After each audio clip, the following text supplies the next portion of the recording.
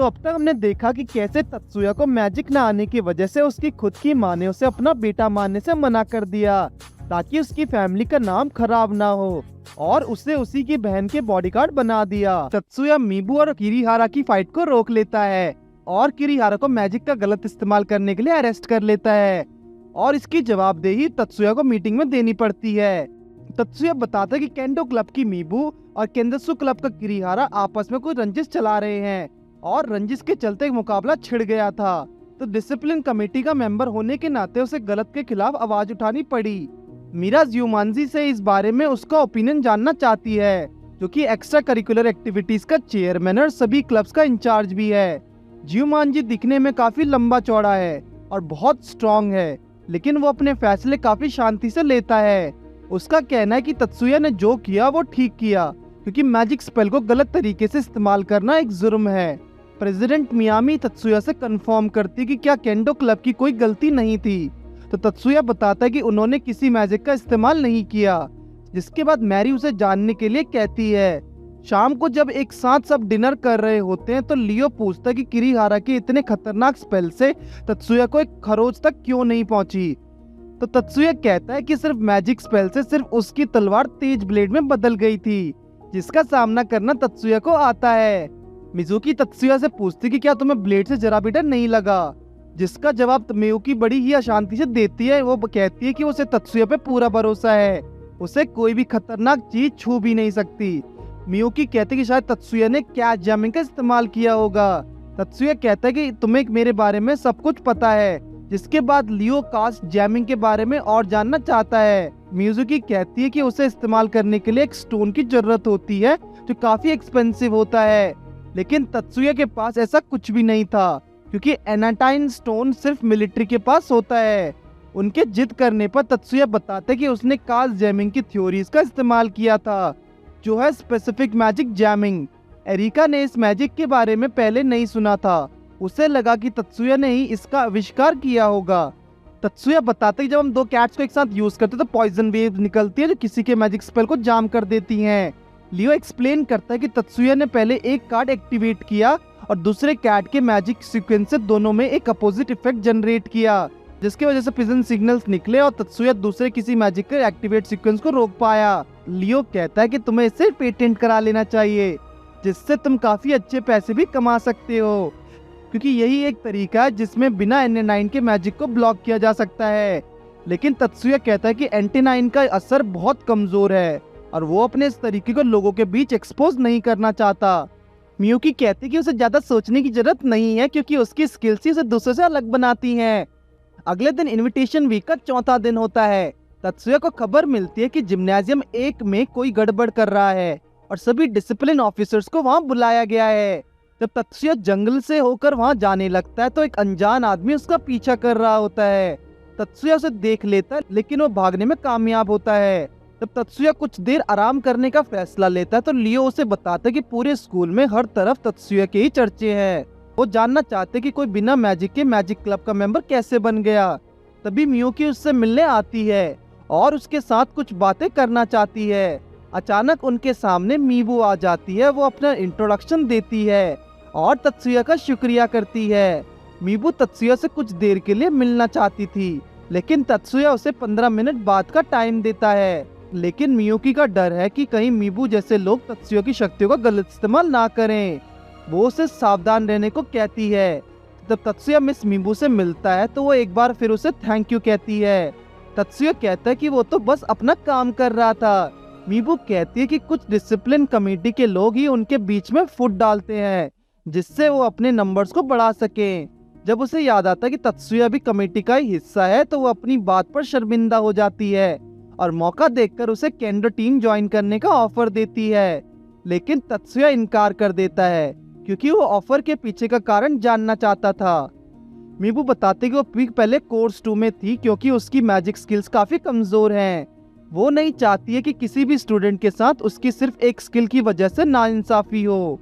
केंडो group में तत्सुया अपनी skills को ठीक से लोगों के सामने ला सकता है, इसलिए सभी नॉन मैजिकल क्लब्स एक साथ आना चाहते हैं।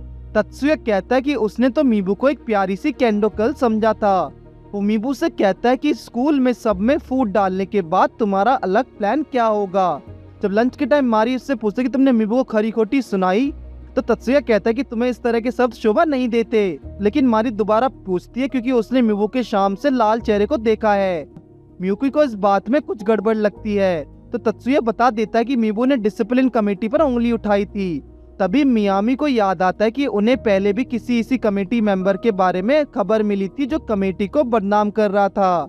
लेकिन तत्सुया के पूछने पर मारी कहती कि अगर उन्हें उसका नाम पता होता तो उसे पहले ही पकड़ चुके होते। तभी तत्सुया एंटी मैजिक पॉलिटिकल ऑर्गेनाइजेशन के बारे में बताता है जो कि एक सीक्रेट था। वो कहता है कि इस तरह की इंफॉर्मेशन सबके सामने आनी चाहिए। मियामी बताते कि एक ऑर्गेनाइजेशन है जो मैजिक की शक्ति का खिलाफ है, जिस पर तत्सुया कहता है कि प्रेसिडेंट होने के नाते मियामी इस पर कुछ करती क्यों नहीं। जब मियामी कहती है कि वो सोचेगी, तो मीरा को लगता है कि मियामी अब तत्सुया की उंगलियों पर नाचने लगी है। कुछ देर बाद मिस ओनो तत्सुया को अपने ऑफिस में बुलाती है, लेकिन तत्सुया से सीधा बैठने को कहता है और पूछता है कि उसे क्यों बुलाया गया। तो वो कहती है कि तत्सुया को साइकोलॉजिकल टेंडेंसीज को समझाने के लिए रिसर्च करने के लिए बुलाया गया है। तत्सुया को लगता है कि उसे एक बलि का बकरा समझा जा रहा है।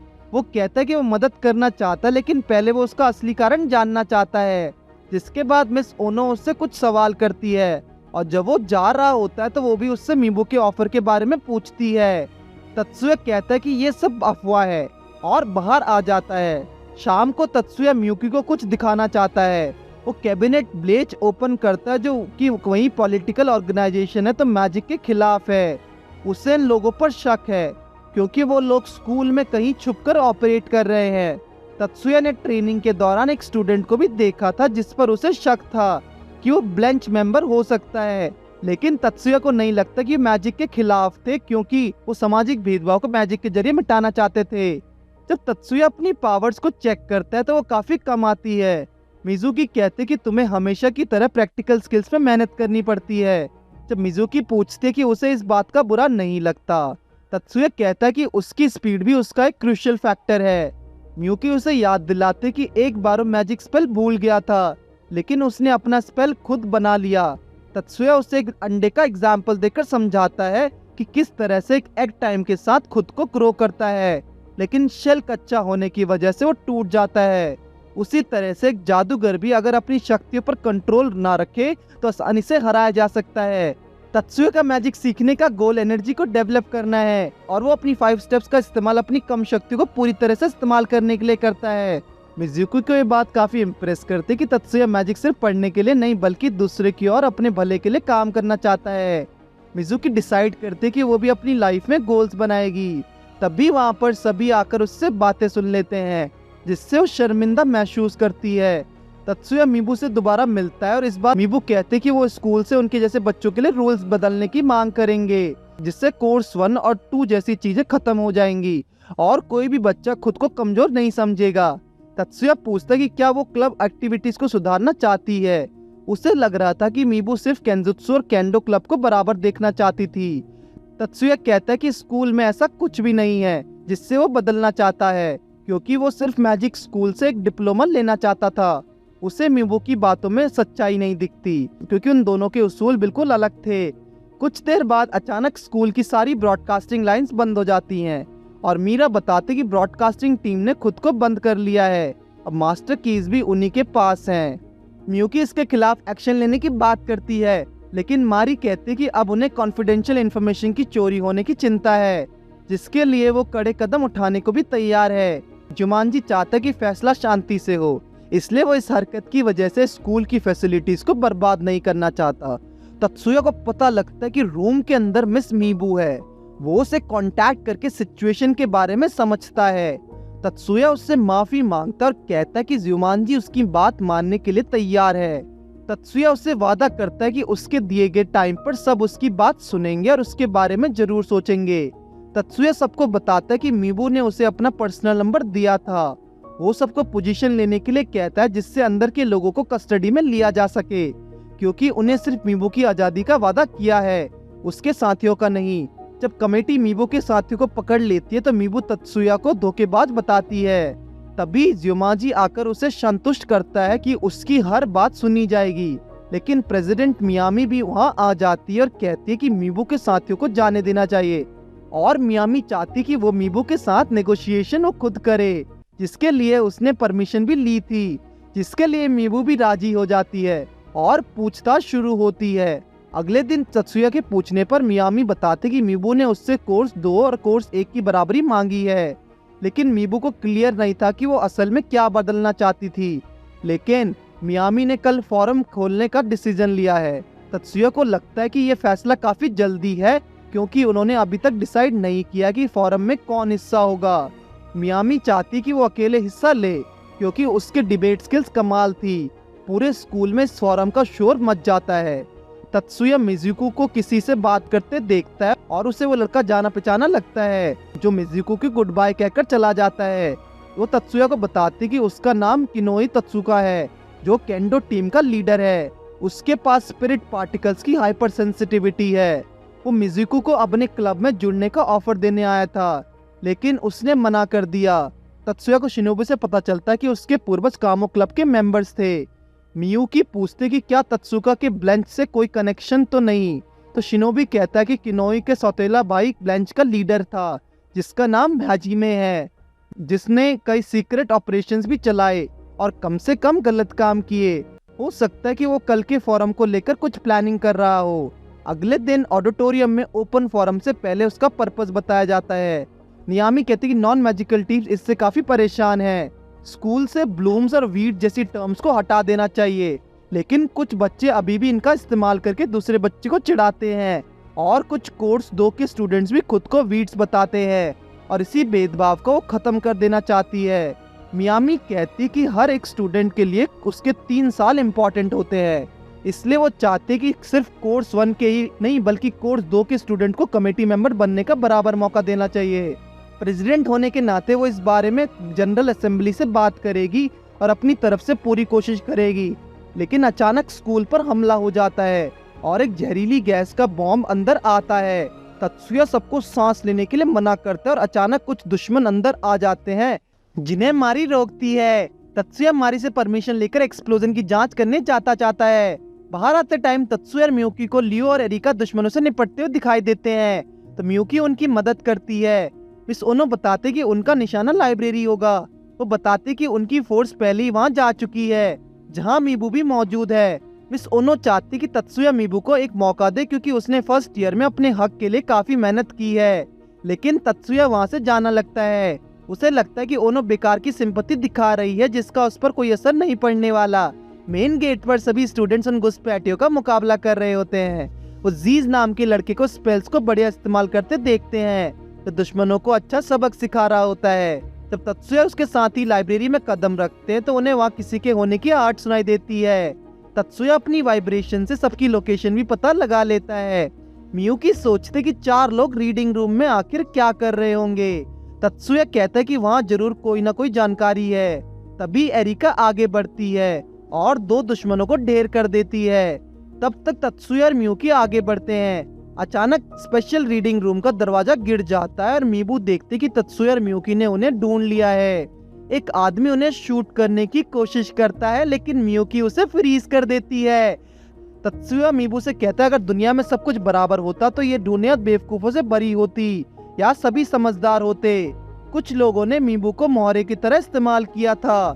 जब मीबू कहती कि तत्सुया ने भी बचपन से ही भेदभावी देखा है, लेकिन फिर भी वो उसकी हालत नहीं समझ पा रहा है, तो मियुकी कहती कि उसने हमेशा तत्सुया की इज्जत की है और उसे कभी खुद से नीचे नहीं समझा। मियुकी का कहना था तत्सुया के पास ऐसे दोस्त भी हैं जो उसकी स्किल्स को समझते हैं, लेकिन शायद मीबू हमेशा से ही इस भेदभाव का जाल में फंसी रही। मियुकी उसकी स्वॉर्ड स्किल्स और उसकी सुंदरता की तारीफ करती है और कहती है कि ये चीजें भी तुम्हारा ही एक हिस्सा है, क्या लोगों ने सिर्फ तुम्हें मैजिक के बेसिस पर जज किया है। तभी मीबू का साथी उसे कास्ट जैमिंग यूज करने के लिए मजबूर करता है, जिससे मीबू ने चकमा देकर भागने में कामयाब होती है, लेकिन रास्ते में उसे एरिका मिल जाती है, जिसे देखकर मीबू तलवार उठा लेती है और उसे रास्ते से हटने को कहती है, लेकिन एरिका भी पीछे हटने वाली नहीं थी।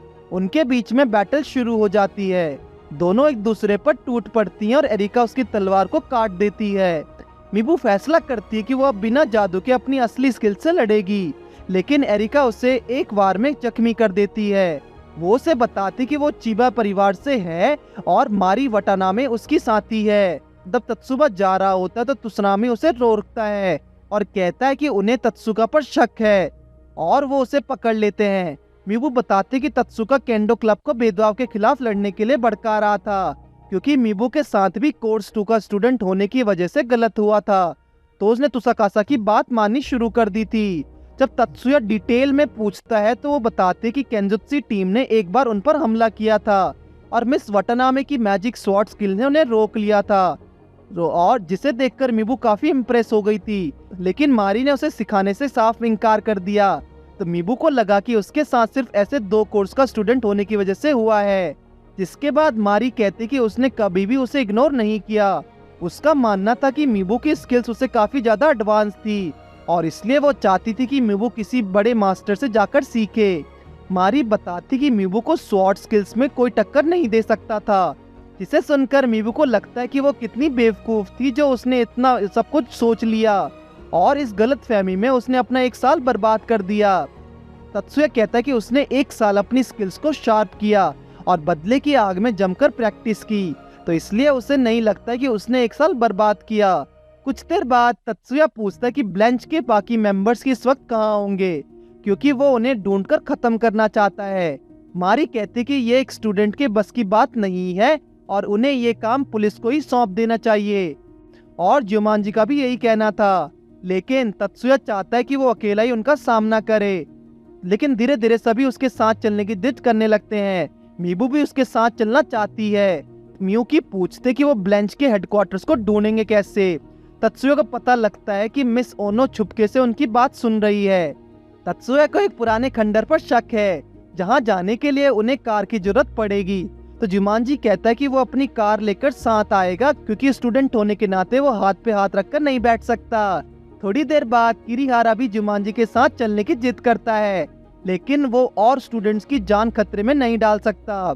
किरीहारा कहता है कि उसने मीबू के साथ गलत किया और अब वो उसकी मदद करना चाहता है, जिससे वो उसे बता सके कि उसने जानबूझकर उससे साथ नहीं दिया था। वो चेयरमैन के साथ आने की जिद करता है और वो मान जाता है, क्योंकि उसे किरीहारा का रीजन सही लगा। तो इस वीडियो में इतना ही। अगला पार्ट देखने के लिए चैनल को सब्सक्राइब कीजिए।